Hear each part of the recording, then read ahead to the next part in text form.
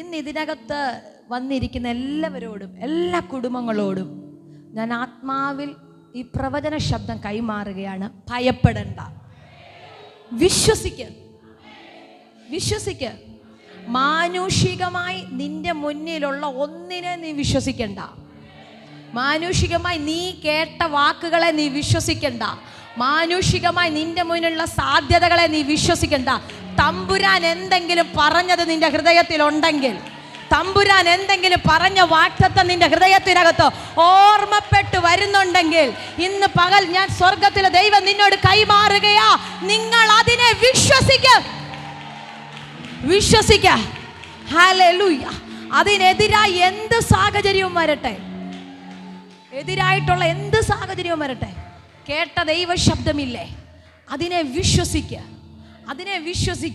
Hallelujah. വിശ്വസിക്കുന്നവരാൽ ഇത് സംഭവിക്കും. ഈ അടയാളങ്ങൾ നടക്കും.